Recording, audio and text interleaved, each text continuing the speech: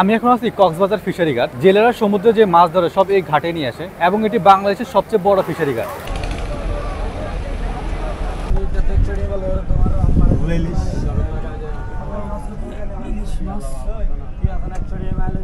এটা হচ্ছে আপনার আন্তর্জাতিক মানে এটা এখানে কোনো আড়ত নাই। আপনার ঢাকা চিড়িয়া ওইখানে কিন্তু আড়ত আছে, এখানে কিন্তু আড়ত নাই।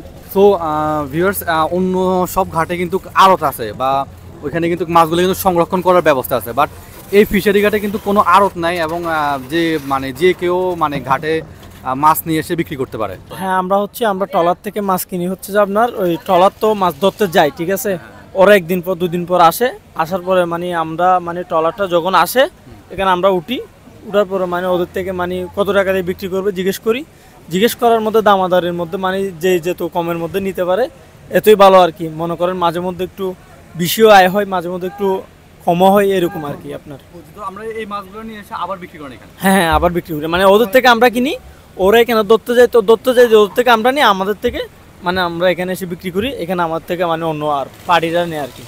তো সরাসরি ট্রলার এখানে আসে না?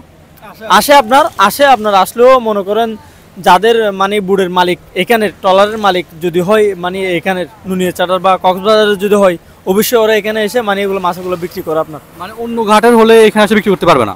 বিক্রি করে অন্য ঘাটের হলেও মনে করেন যারা মাছ একটু বেশি পায় তারা অবশ্যই এখানে চলে আসে ট্রলার নিয়ে। আপনার এই অন্য অল্প মাছ হলে আসে না, এগুলো আমাদেরকে এখানে বিক্রি করে দেয়, ওই সাগর আর কি, লামুনিতে আপনার বীজ থেকে যেটা সাগর দেখা যায় আমরা সেখানে যাই, একটু যদি কম নিম্ন হয় আমাদেরকে দিয়ে দেয় এগুলো।